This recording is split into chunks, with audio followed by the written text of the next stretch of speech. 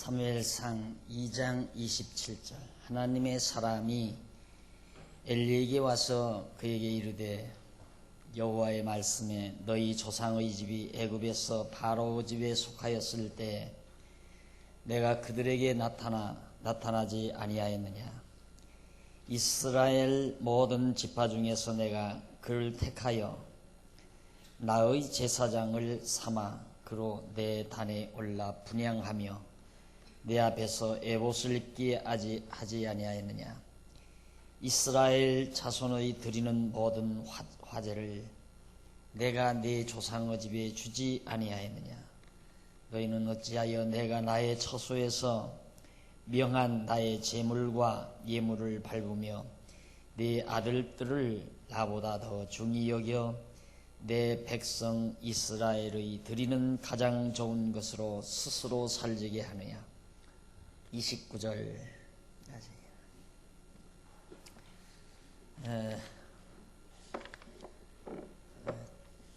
우리는 지난 시간 다윗 왕국을 세우실 하나님의 준비, 다윗 왕국의 준비 내용을 우리가 살피는 가운데, 먼저 이제 다윗 왕국을 세우기 위해서는 마지막 사사를 등장시키고 그 마지막 사사가 사라진 이후 이제 구체적으로 왕을 세우시는 하나님의 섭리로 이제 진입하게 됩니다. 그래서 우리는 그 마지막 사사를 등장시키는 하나님의 섭리 가운데 사무엘을 출생케 하시고 또 사무엘로 하여금 결국 이제 자기 사명을 감당하기 위해서 성장케 하시는 하나님의 섭리를 지금 배워가는 중입니다. 근데 사무엘은 날마다 잘 자라면서 하나님께 사랑받고 지혜롭게 총명하게 잘 자라나는데, 그 당시에 제사장인 엘리의 아들들은 아주 못된 짓을 거듭하게 됩니다. 하나님께 드리는 제물을 하나님께 제사 드리기 전에 먼저 자기들의 입맛에 맞는 것을 골라서 먹어치우는 그런 포악한, 하나님 앞에 불손한 행동을 저지르게 됩니다.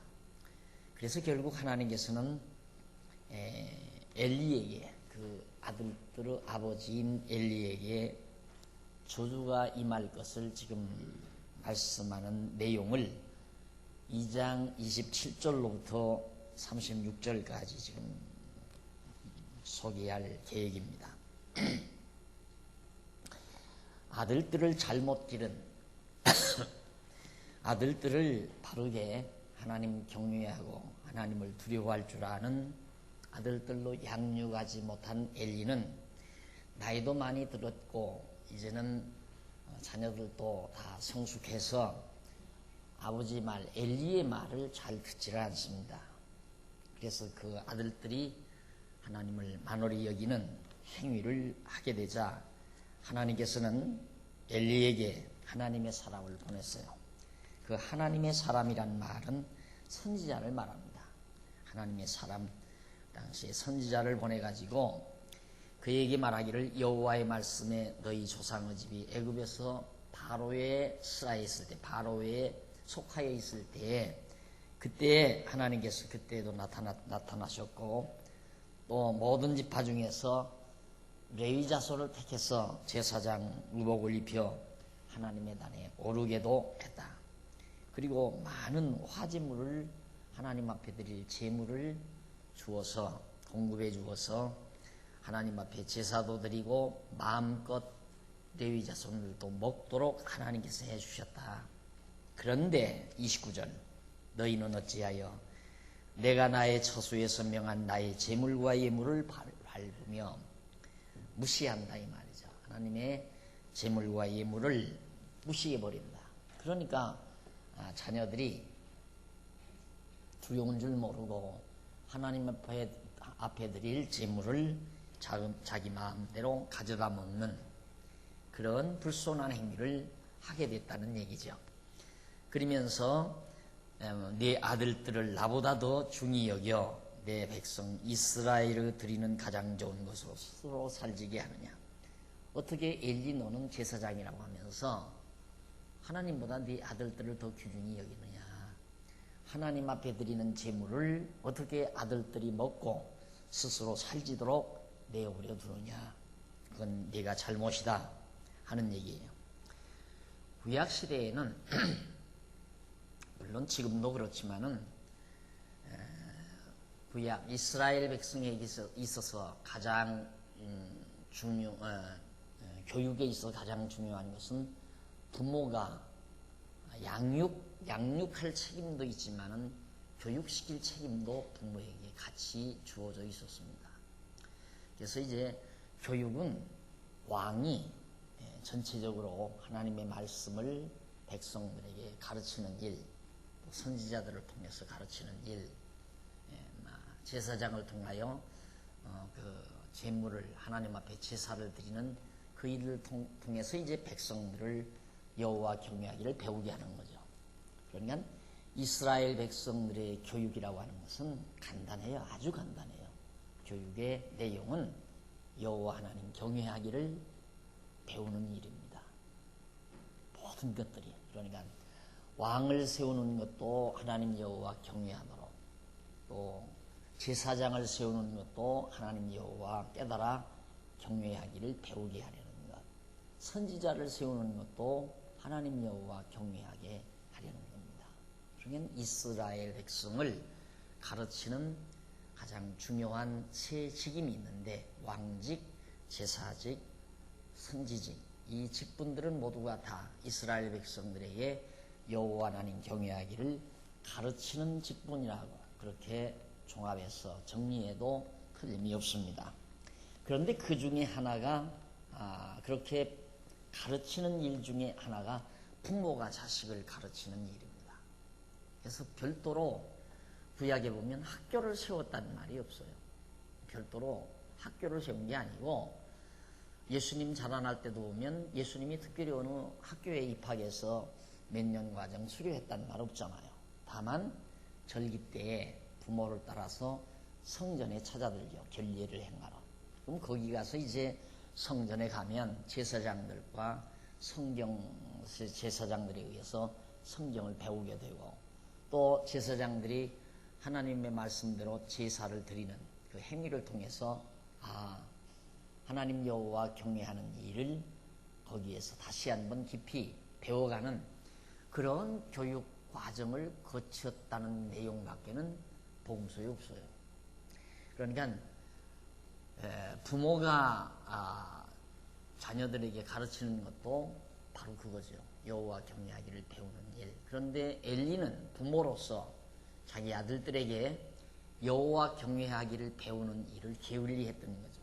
자기가 제사장이면서도 자기 아들들에게 정작 하나님 경외하는 일을 등한히 여기게 만들었던, 정말 제사장으로서는 실격자인 그런 결과를 낳아놓고 말았습니다. 이래서 하나님께서는 그에게 그러므로 30절 나오죠. 그러므로 이스라엘의 하나님 나 여호와가 말하노라. 내가 전에 내 집과 내 조상의 집이 내 앞에 영영히 행하리라 하였으나, 전에 바로 내 집과 내 조상의 집이 내 앞에서, 그러니까 하나님 앞에서 영영히 제사를 드리는 일을 행하리라고 그렇게 했지만은 이제 나 여호와가 말하노니 결단코 그렇게 아니하리라. 나를 존중히 여기는 자를 내가 존중히 여기고 나를 멸시하는 자를 내가 경멸히 여기리라. 보라, 내가 네 팔과 네 조상의 집, 네 조상의 멸시하는 자를, 조상의 집 팔을 끊어 내 집에 노인이 하나도 없게 하는 날이 이를지라. 이스라엘에게 모든 복을 베푸는 중에 너는 내 처소의 환난을 볼 것이요 내 집에 영원토록 노인이 없을 것이다. 집에 노인이 없는 것을 저주로 명하고 있습니다. 그래서 거기 1703페이지 밑에서 10번째 줄 보면 줄 바꾼데 29절로 30절 나오죠. 거기 한번 잠깐 보실까요? 29절 30절은 하나님의 사람이 엘리에게 와서 그의 아들들의 죄악을 책망하며 경고하는 내용인데, 하나님의 사람은 엘리에게 여호와의 제사를 멸시한 그 아들들의 죄악을 책망하였다. 그는 엘리에게 너는 어찌하여 내가 나의 처소에서 명한 나의 제물과 예물을 밟으며 네 아들들을 나보다 더 중히 여겼느냐라고 책망을 했죠.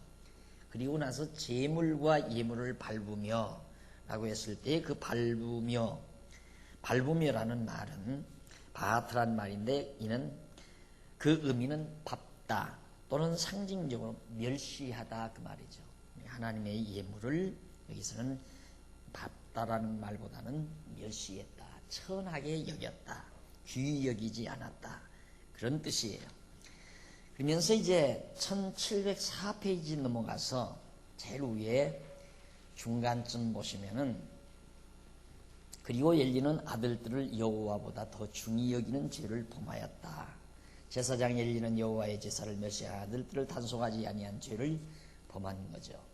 부모가 자식을 제대로 하나님 여호와 경외하도록 가르치지 못한 것은 부모로서 가장 커다란 죄악이다. 그러나 세속적으로는 안 그렇잖아요. 세속적으로는 부모 구실 제대로 못하는 게 뭔가 돈 못 벌어서 자식 가난한 살림 시작하게 하는 것, 그게 부모로 제대로 못했다고 사람들은 생각을 하죠. 그러나 신앙 안에서는 가장 결함 있는 부모가 어떤 부모인가? 부모로서 자식들을 신앙 안에서 살도록 가르치지 못하는 것, 이것은 부모의 결정적인 하나님 앞에서의 결함이라는 것. 그건 구약시대나 지금이나 마찬가지죠. 어디 가도 그걸 배울 길은 없잖아요. 아무 데 가도 하나님 여호와 경외하는 일을 배우는 곳은 이 세상에 없습니다. 부모가 가르치고 교회를 통해서 가르치는 일밖에는 어느 학교에서도 그렇게 가르치는 일이 없으니까요. 그래서 결국 이제 그런 잘못을 엘리가 범했기 때문에, 그래서 이제 하나님의 사람 엘리에게 이스라엘의 하나님 여호와가 말한다고 하면서 다 하나님이 다 잘해주고 제물도 다 잘해주었는데 어찌해서 그렇게 했는가? 그런데 문제는 거기 하나님께서 분명히 이제 어떤 내용이냐면, 영원히 내 앞에서 네가 이제 행하리라. 즉 몇 절이냐면 30절 하반절에 나오는 내용이죠. 내 집과 내 조상의 집이 내 앞에서 영원히 행하리라.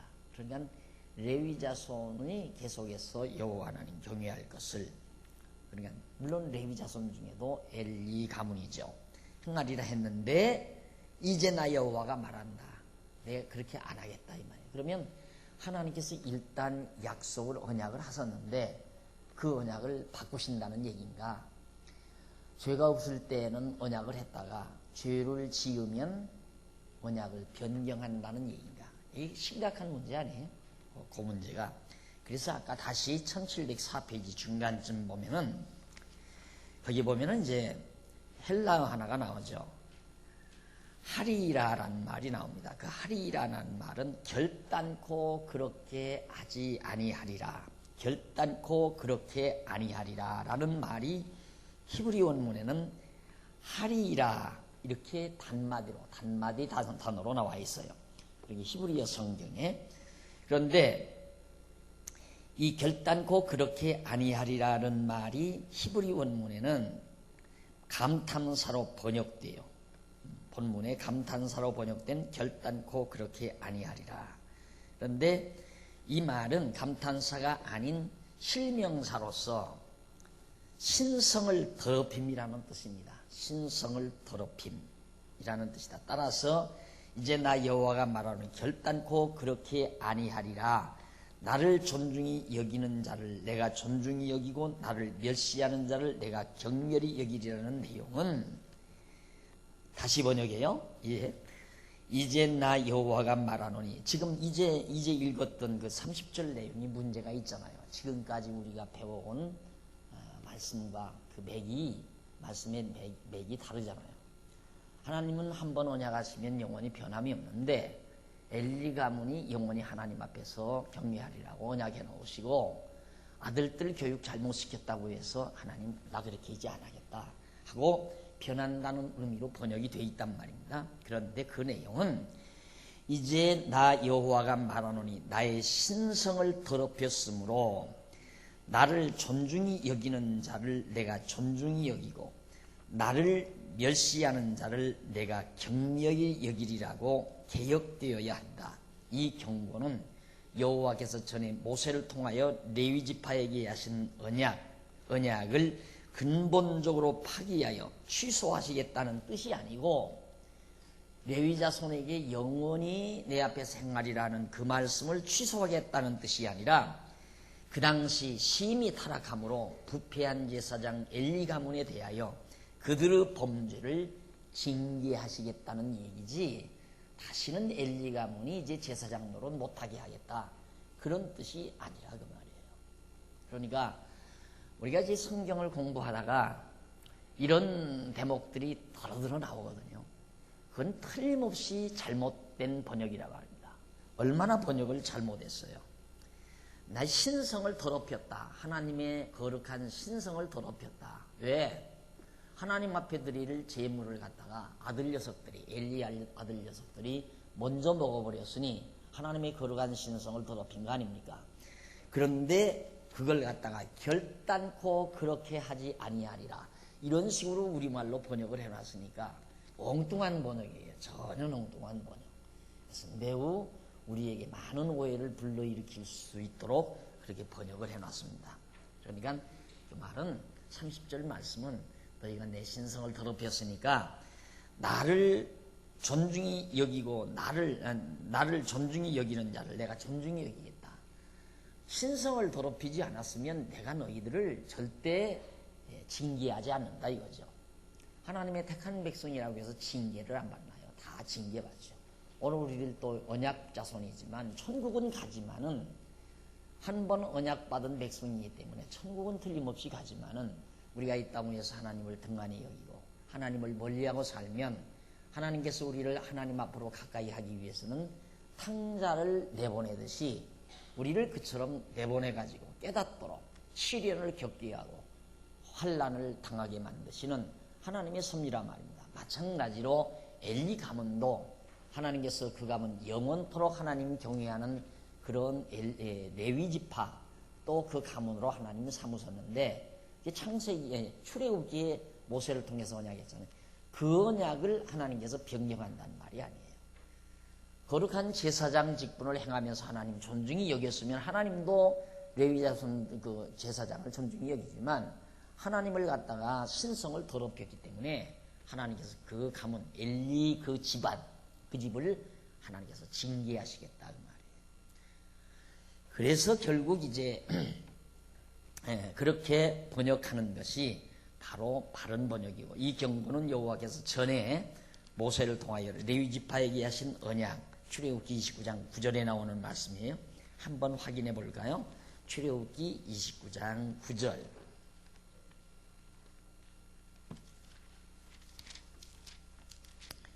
29장 9절에 보면 그런 말씀이 있어요. 아론과 그 아들들에게 띠를 띄우며 관을 씌워서 제사장의 직분을 그들에게 맡겨 영원한 규례가 되게 하라.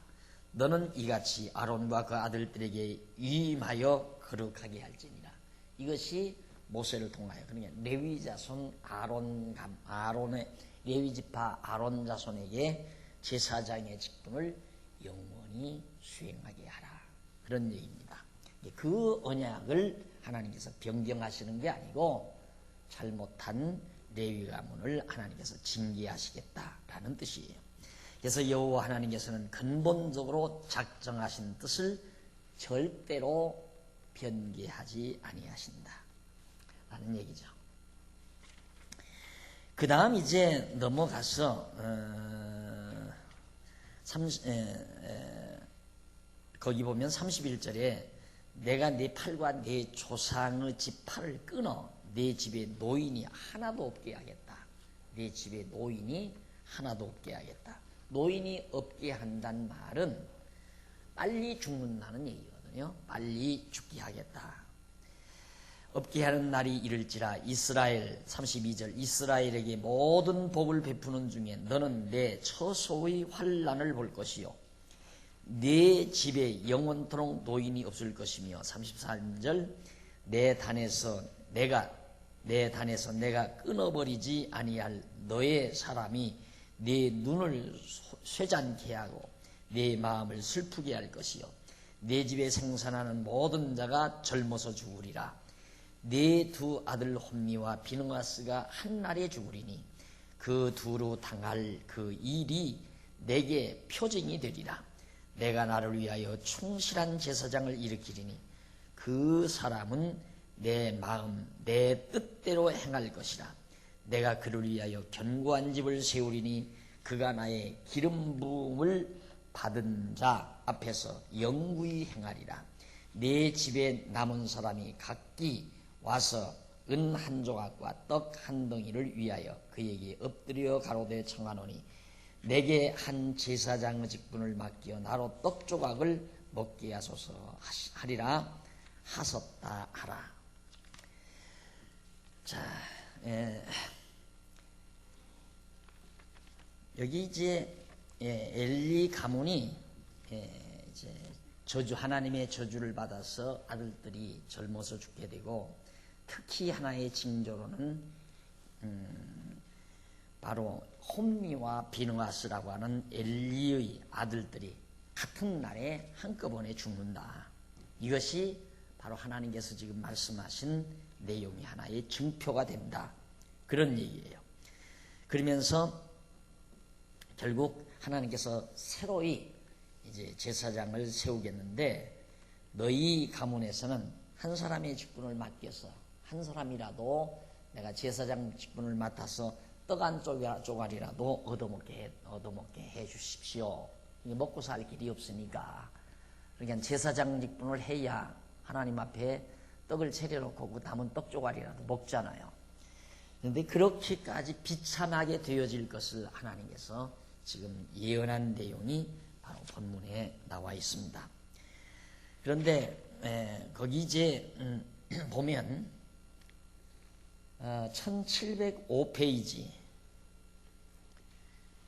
1705페이지 제로아란 말이 제일 위에 나와요. 제로아란 말. 그게 이제 팔을 끊는다는 말인데 그 의미는 팔 또는 상징적으로 힘을 말합니다.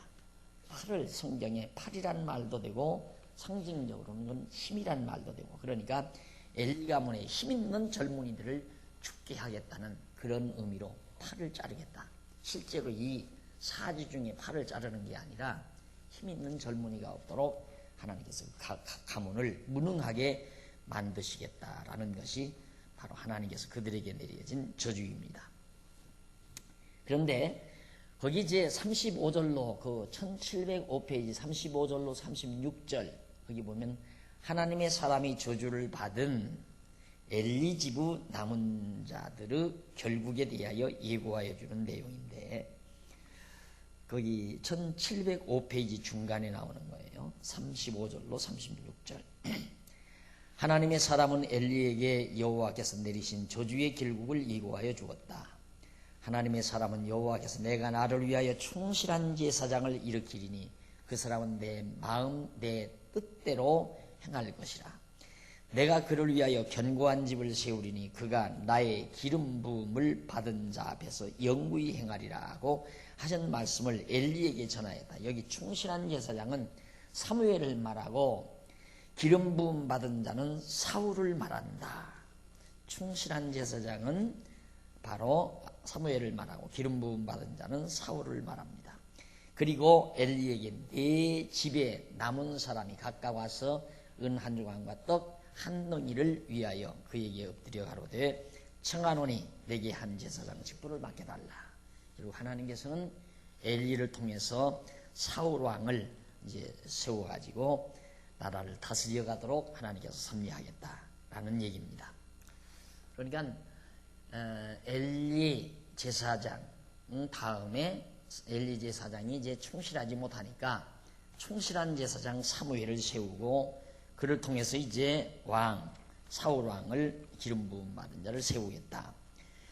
그러면서 사무엘의 소명이 3장에 나와요. 사무엘을 하나님께서 이제 불러요. 왜? 사울 왕가를 저주하시고 사무엘을 하나님께서 불러서 일을 맡기시려는 거죠. 3장 1절로 9절을 보면 아이 사무엘이 여호와께서 부르시는 음성을 듣게 됩니다. 아이 사무엘이 엘리 앞에서 여호와를 섬길 때에 여호와의 말씀이 희귀하여 이상이 흔히 보이지 않았더라. 그러니까 그렇게 부패하고 타락한 때에는 하나님의 말씀이 임하지 않아요. 자주 이제 하나님께서 나타나셔서 제사장에게나 선지자에게 하나님의 말씀을 이렇게 전해 주어야 되는데 하나님의 말씀이 전해지지를 아니하니까 나라가 더 부패하고 역시 제사장들도 부패하고 그래서 역시 항상 말씀드리지만 사사시대에도 하나님의 말씀을 가리키는 왕이 없으니까 하나님의 말씀을 가르치는 왕이 없으니까 결국 백성들은 자기의 소견에 옳은 대로 행동하다 보니까 타락한단 말입니다. 마찬가지로 지금 엘리 때에도 하나님의 음성, 하나님의 이상이 나타나지 아니하니까 엘리가 역시 자기 좋은 대로 하는 거예요. 자기 아들들 사랑한다고 해서 아들들을 내버려 두어버렸어요. 아들들이 좋아하는 대로. 그러다 보니까 그것이 이제 타락한 요인이 되어버렸고 결국 그 대신 사무엘을 세웠는데 그 당시에 전혀 하나님께서 나타나시거나 이상을 보여주거나 하는 일이 없었는데 그때 이제 아이 사무엘은 여호와를 섬기며 살아갑니다. 그런데 그는 여호와께 부르시는 음성을 듣게 되죠. 2절에 보십시다.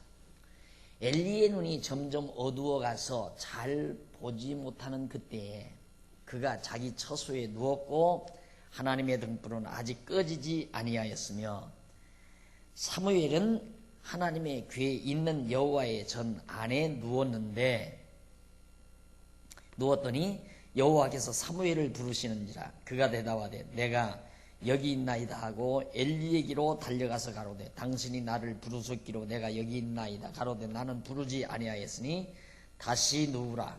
그가 가서 누웠더니 여호와께서 다시 사무엘을 부르시는지라.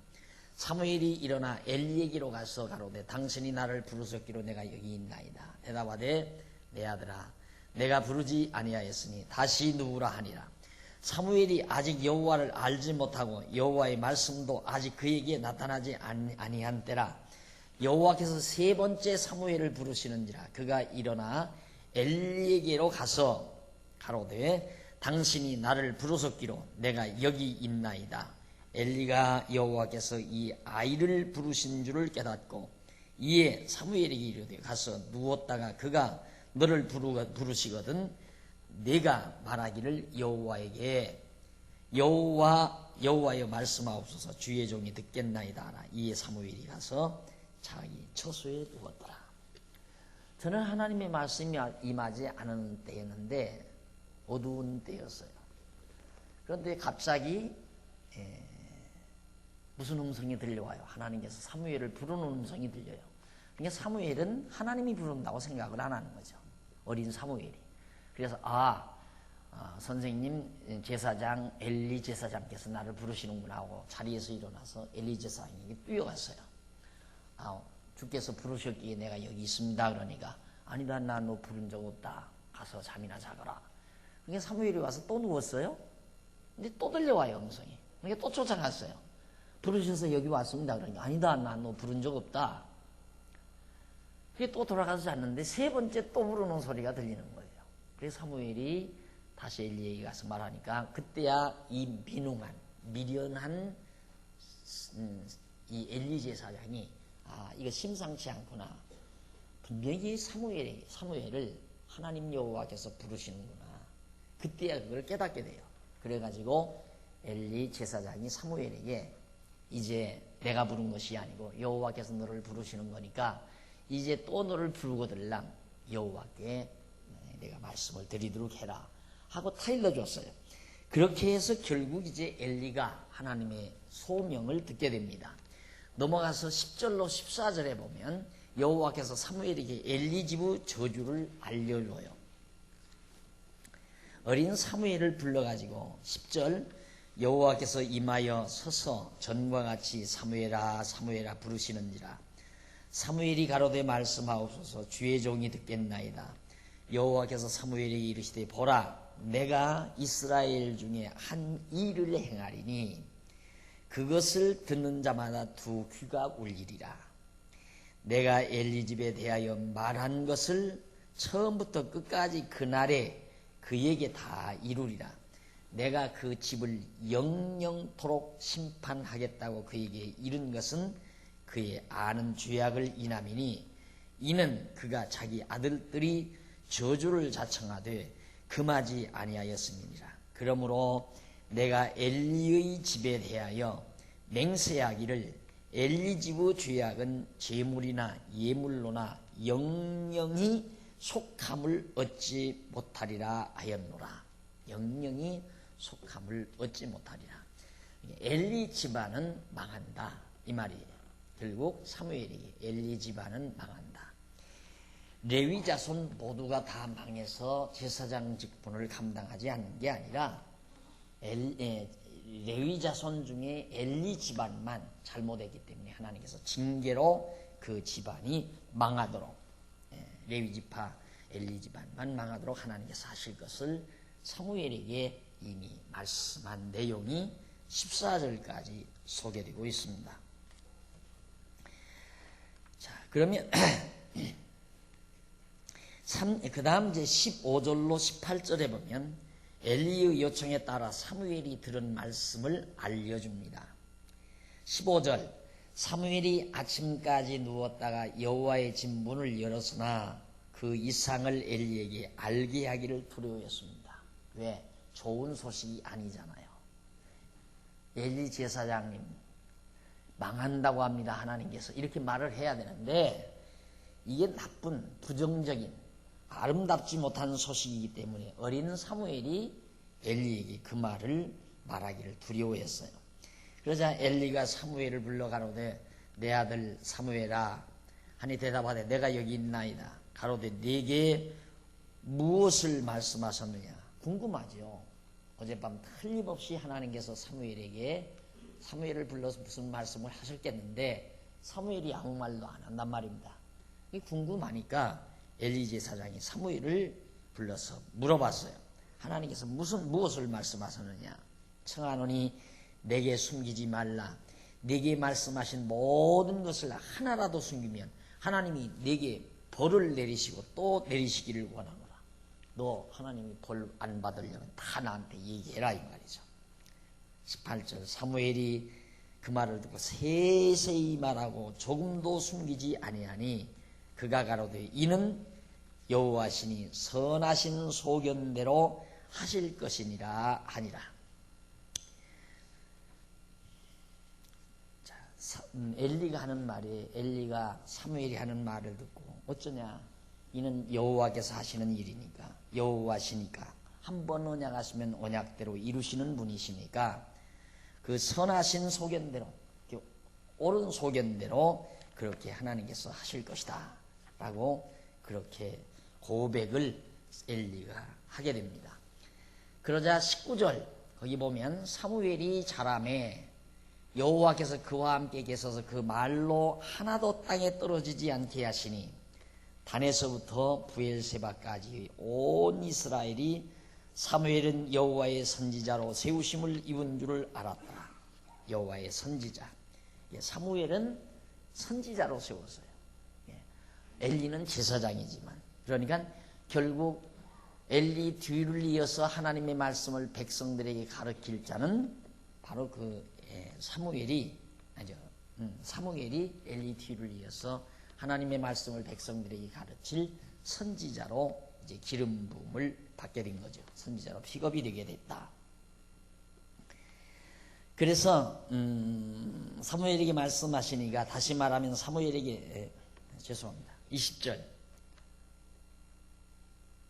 19절 사무엘이 자라매 여호와께서 그와 함께 계셔서 그 말로 하나도 땅에 떨어지지 않게 하신 사무엘이 말한 대로 전부가 다 그렇게 이루어지게 만들어 버리니까, 하나님께서 그렇게 이루어 놓으니까 이스라엘 전역 단에서부터 부엘세바까지란 말은 단은 이스라엘 땅의 제일 북쪽에 있고요, 부엘세바는 이스라엘 땅 남쪽에 있어요. 그러니까 저 북단에서부터 남단까지 전국 전역의 모든 살아가는 백성들이 다 사무엘은 여호와의 선지자다. 어떻게 사무엘이 말한 대로 그렇게 그대로 다 이루어졌느냐, 선지자다. 그렇게 다 깨닫게 됐다. 백성들이 그 말이에요. 백성들이 그렇게 깨닫게 됐다. 21절 여호와께서 실로에서 다시 나타나시되, 여호와께서 실로에서 여호와의 말씀으로 사무엘에게 자기를 나타내셨다고 했습니다. 계속해서 사무엘에게 하나님의 뜻을 알려주는 내용이 바로 21절까지 소개되었습니다. 그 다음 넘어가서 4장 1절로 4절 거기 보면 이스라엘은 블레셋에게 패한 후에 언약궤를 옮겨오는 내용이 나오죠. 거기 3장 21절 한번 볼까요? 사무엘상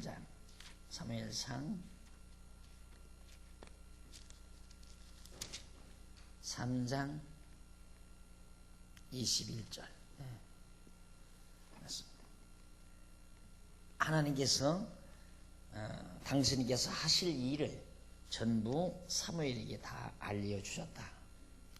결국은 하나님께서 엘리 가문을 패망시키는 내용이 4장에 나와요. 4장부터는 늙은 엘리 제사장 가문을 멸망시킨, 패망케 하는 내용이 나오는데, 누구를 통해서 패망케 하느냐면 블레셋에게 통해서 패망하도록 그렇게 섭리하십니다.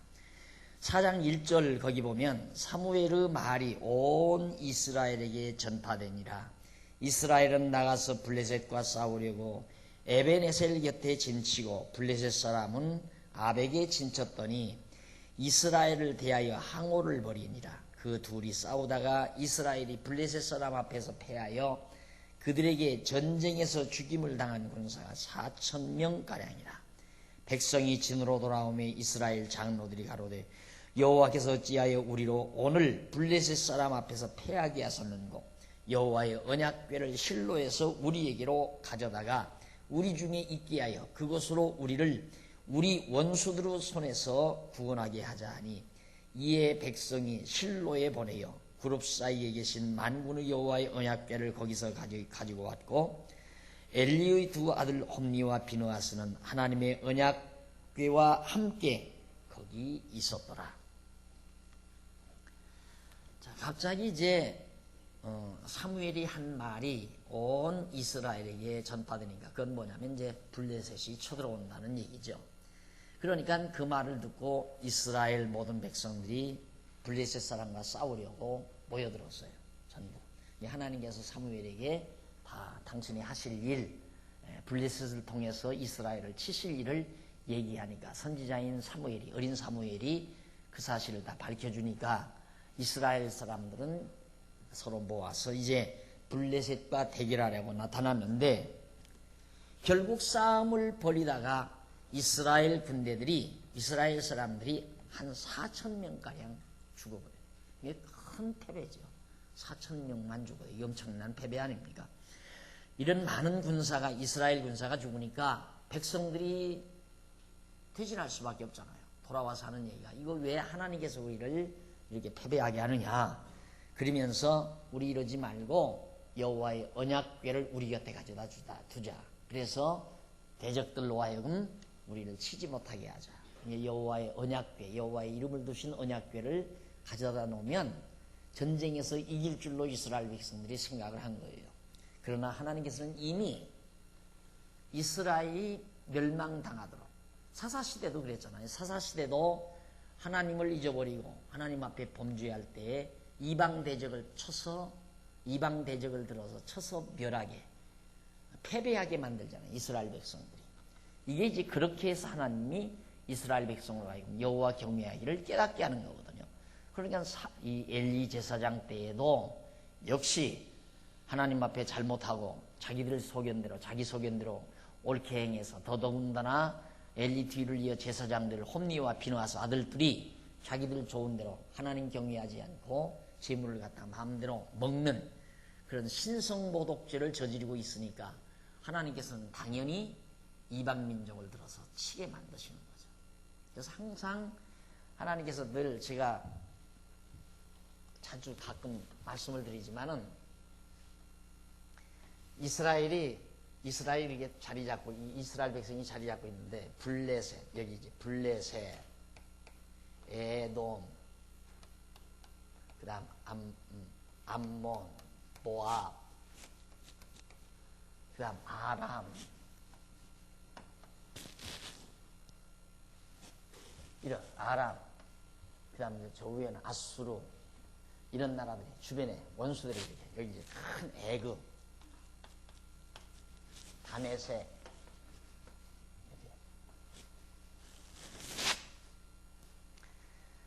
자 이렇게 이건 멀리 좀 떨어져 있지만은 완전히 뺑 둘러서 이방 대적들 항상 이들이 이걸 괴롭혀요.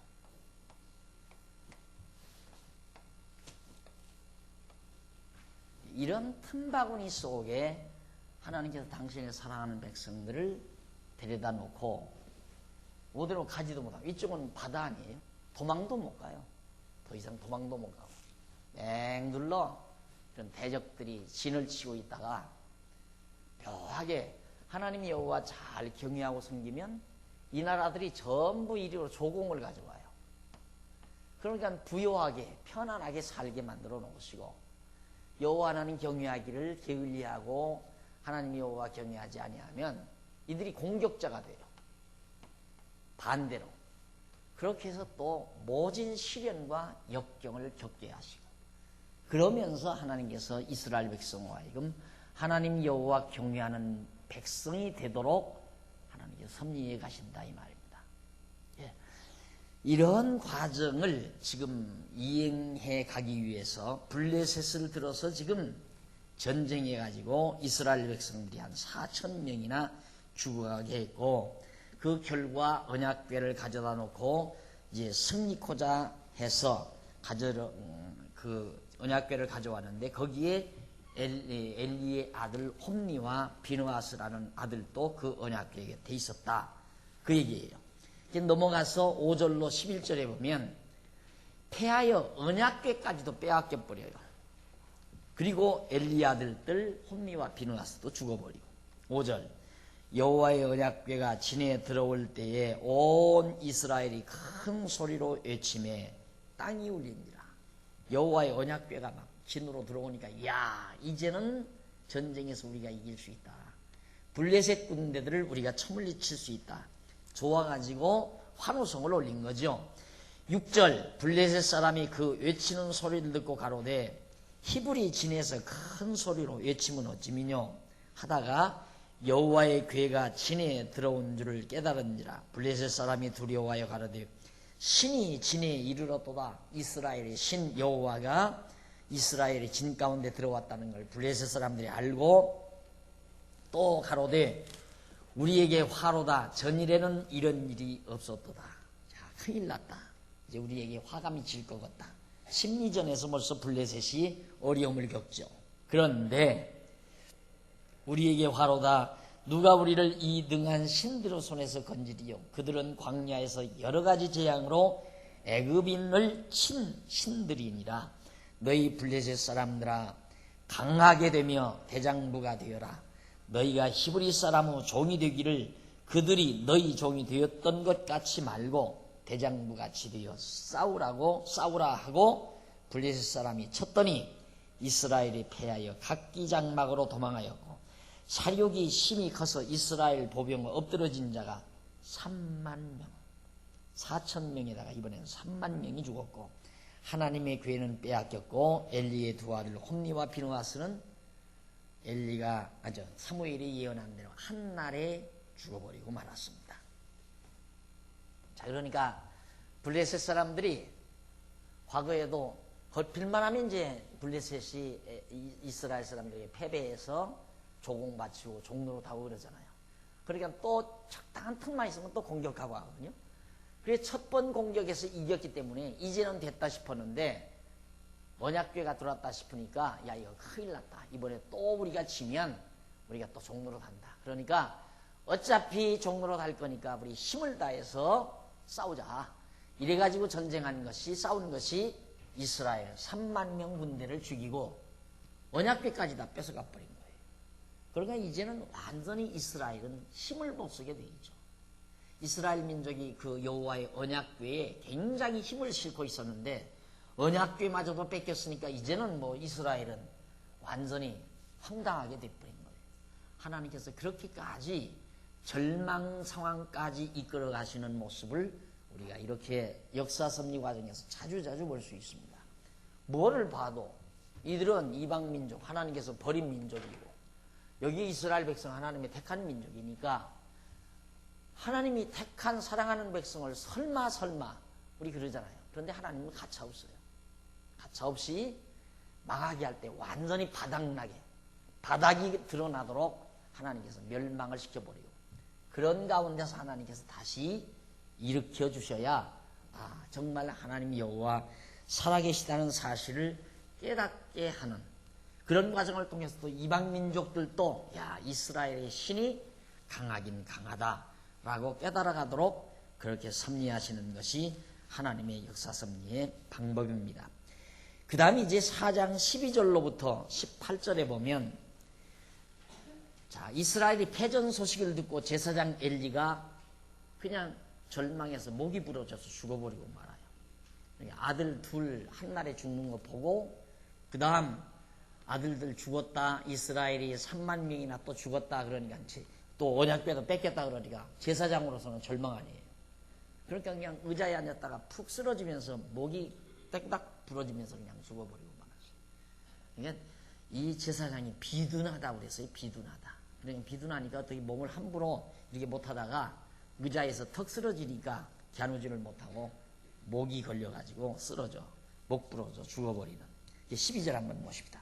당일에 어떤 베냐민 사람이 진에서 달려와 그 옷을 찢고 그 머리에 티끌을 무릅쓰고 실로에 이르니라. 그가 이를 때 엘리가 길 곁 자기 의자에 앉아 기다리며 엘리 제사장이 이제 길 곁에 의자를 놓고 앉아서 전쟁 소식을 기다리는 거죠. 승리했는가 패배했는가 아름다운 소식 듣기를 기다리면서 그 마음이 여호와의 궤로 인하여 떨릴지니라. 여호와의 궤까지 가지고 갔으니까 야 이거 여호와의 궤가 어떻게 잘못되면 어떡하나 하고 벌벌 그렇지 않아도 마음이 두근두근 떨리는 즈음인데 그 사람이 성에 들어오며 고함에 온 성이 부르짖느니라. 그 비냐민 사람이 전쟁 중에서 돌아와서 다 망했다. 우리 군대 한 3만 명이 죽었다. 그리고 언약궤도 빼앗기고 엘리의 제사장 두 아들 홈리와 비느하스도 죽어버렸다. 이런 소식을 전하니까 그 소식을 듣고 온 성이 아우성이에요. 큰일 났다 이거죠. 엘리가 그 부르짖는 소리를 듣고 가로되 이 환호하는 소리는 어찌며 도대체 이게 무슨 소리냐. 성 안에서 들려오는 소리를 듣고 그 사람이 빨리 와서 엘리에게 고하니 때에 엘리의 나이 98세라 2살만 더 보면 100살인데 이 사람이 그 눈이 어두워 보지 못하였더라. 아무것도 안 보여. 눈이 어두워서. 그 사람이 엘리에게 고하되 나는 진중에서 온 자라 내가 오늘 진중에서 도망하여 왔나이다. 엘리가 가로되 내 아들아 이 일이 어찌 되었느냐. 소식을 전하는 자가 대답하여 가로되 이스라엘 블레셋 사람 앞에서 도망하였고 이스라엘이 블레셋 사람 앞에서 도망하였고 백성 중에는 큰 사륙이 있었고 당신의 두 아들 홈리와 비느하스도 죽임을 당하였고 하나님의 궤는 빼앗겼나이다. 절망할 일이 한두 가지가 아니잖아요. 하나님의 궤를 말할 때 제사장이니까 그래도 양심이 있었던가 봐요. 하나님의 궤를 빼앗겼나이다 그만하는 순간 그만 엘리가 자기 의자에서 자빠진단 말이 이게 사투리 아니에요? 넘어져 문 곁에서 목이 부러져 죽었으니 나이 많고 비둔한 연고라. 그가 나이 많고 비둔한 연고라는 건 직접적인 원인이에요. 근원적인 원인이 아니라 근원적인 원인은 하나님께서 저주대로 죽은 거지. 예, 이런 것도 보면 항상 그래 어떤 사람이 인터넷에서 보니까 이런 얘기를 물었더라고요. 어떻게 보면 하나님께서 하신다는 말씀이 있지만은 그러나 그렇게 말하지 않은 부분도 너무너무 많다 이거예요. 여기도 그렇죠. 나이 많고 비둔해서 엘리가 죽었다. 하나님께 저주받아 죽은 게 아니라 나이가 많고 비둔해서 죽었다. 성경은 그렇게 기록되어 있잖아요. 그러나 나이 많고 비둔해서 그렇다는 건 직접적인 원인을 말하는 거예요. 근원적인 건 하나님께서 저주했기 때문에 저주를 받아 죽은 거죠. 그러니까 언제나 대전제 성경에 이런 방법으로 나오는 얘기들은 인간의 잘못에 의해서 죽는다. 또 하나님에 의해서 죽는 법도 있지만 인간의 잘못에 의해서 죽을 수도 있다. 이런 식으로 성경을 해석하면 안 된다 이 말이에요. 이런 방법으로 성경이 기록된 것은 전제하고 말하는 거예요. 전제하고 직접적인 원인을. 그가 이스라엘 사사가 된 지 40년 동안 엘리가 사사가 마지막 사사다시피 하죠. 엘리가 40년 동안 제사장 노릇하며 그 사사가 제사장도 하고 선지자 노릇도 하고 왕 노릇도 하고 다 할 때거든요. 40년 동안 그렇게 사사로 있다가 비참하게 자기도 죽고 아들들도 다 죽어버리는 그런 저주를 엘리 가문이 받고야 맙니다. 그 다음에 이제 4장 19절로부터 22절 1715페이지에 보면 나오죠. 엘리의 며느리가 아들을 낳고 이름을 이가봇이라고 하죠. 그의 며느리 비느하스의 아내가 잉태하여 산기가 가까웠더니 하나님의 귀에 빼앗긴 것과 그 시부와 남편의 죽은 소문을 듣고 갑자기 아파서 몸을 구부려 해산하고 죽어갈 때 곁에 섰던 여인들이 그에게 이르되 두려워 말라. 네가 아들을 낳았다 하되 그가 대답지도 아니하며 관념치도 아니하고 이르기를 영광이 이스라엘에게서 떠났다 하고 아이 이름을 이가봇이라 하였으니 하나님의 괴가 빼앗겼고 그 시부와 남편이 죽었음을 인함이며 또 이르기를 하나님의 괴를 빼앗겼으므로 영광이 이스라엘에게서 떠났다 하였더라. 자, 비느하스의 아내 엘리의 자부지요. 엘리의 아들이 비느하스인데, 근데 잉태에서 산기가 거의 가까웠어요. 이제 해산할 기간이 가까웠는데 하나님의 귀에 빼앗긴 것과 그 시부와 남편의 죽은 소문을 듣고 갑자기 아프게 됐다. 충격을 받은 거예요. 심리적인 충격. 상기가 가까웠을 때 심리적 충격을 받으니까 이걸 보아도 그 산모의 감정은 태아의 감정으로 이어진다. 이게 틀림없는 거죠. 너무도 틀림없는 거예요. 그러니까 산모가 놀라니까 뱃속에 있는 태아까지 같이 놀라서 그냥 나와버린 거예요. 깜짝 놀라가지고. 그래서 이 산모, 그러니까 아이를 가진 태모죠. 태중에는 어머니가 얼마나 몸가짐은 물론이지만은 마음가짐이 중요한가. 생각가짐, 이 생각가짐, 마음가짐, 감정을 잘 다스려가는 이런 생활이 매우 중요하다는 건 더 말할 것 없는 거죠. 거기에서 이제 아이가 안정적인 감정, 고르게 조화된 감정 순화를 할 수 있는 능력을 기르느냐 못 기르느냐에도 바로 그런 데 있습니다. 아이 가졌을 때 자주 화를 낸다거나 신경질을 부린다거나 마음가짐을 바르게 못 가지고 늘 미워하고 증오하고 시기하고 이런 마음을 가지는 그대로 태아에게 바로 연결되지는 거. 그래서 산모의 교육이 매우 중요하죠. 태중 교육이라는 게. 누가 그랬다고 그러잖아요. 3살짜리 데리고 와서 우리 애기 어떻게 교육을 시켜야 하니까 당신 아들은 교육 3년이 늦었다고 했다는데 3년이 아니라 4년이 늦어진 거예요. 뱃속에 있을 때 한 해가 더 있으니까. 그보다 더 나간다면 부모의 모든 그 성격이라든가 부모의 모든 그 생활 습관 이런 것들이 바로 태아의 선생이 되는 거예요. 선생으로서 작용을 하는 거죠. 그래서 그런 의미에서 이제 며느리 구하고 또 사위를 구할 때 부모를 본다고 하잖아요. 부모를.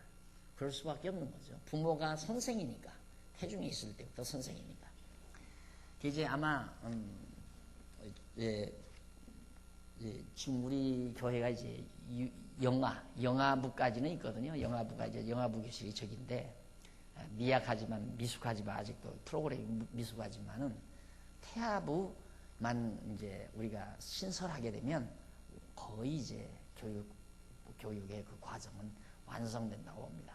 태아부는 지금 신혼부가 태아부인데 신혼부 프로그램을 지금 신경 쓰지를 못하고 있는 것이 우리 현실이죠. 그래서 신혼부 프로그램이 매우 중요하죠. 따지고 보면 그 교육이니까. 그래서 아름다운 문학 작품이라든가 영화 감상 또는 음악 감상 또는 좋은 서적 소개해서 읽게 만들고 태아를 가지고 있는 동안 10개월 동안 원가짐이나 마음가짐이나 또 그때 해야 될 성경 공부 같은 거 어느 부분의 성경이 더 좋은가 이런 것들을 프로그램으로 정해서 할 수 있도록 한 10개월 신혼부가 그렇게 움직여 간다면 그거가 바로 태아부 교육 프로그램이 제대로 이어지는 거죠. 그걸 좀 자체해서 하면 좋지만은 이제 모르잖아요, 젊은이들이. 그래서 조금 관심 있는 분들이 이제 지도를 해서 해주면은 좋은 태아부 교육이 이루어지리라고 생각합니다. 자, 이렇게 갑자기 어머니가 놀라니까 아기도 놀라서 나와버려요.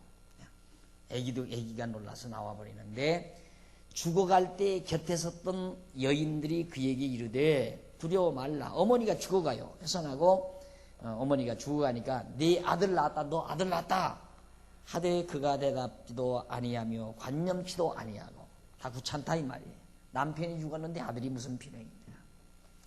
이르기를 영광이 이스라엘에게서 떠났다 하고 아이 이름을 이가봇이라 하였으니 하나님의 교회가 빼앗겼고 그 시부와 남편이 죽었음을 인함이며 또 이르기를 하나님의 교회를 빼앗겼으므로 영광이 이스라엘에게서 떠났다 하였더라.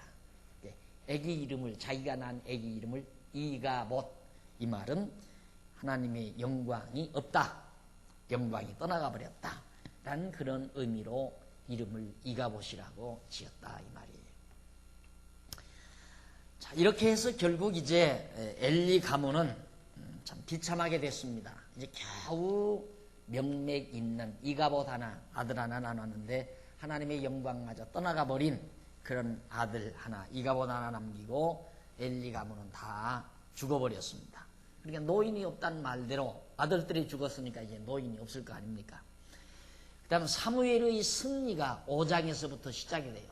5장부터 7장까지 오면 이제 엘리 가문은 다 망해버리고 사무엘이 등장해서 승리를 거두는 장면이 5장부터 소개됩니다. 이제 차 한 잔 들고 계속해서 우리 살펴보도록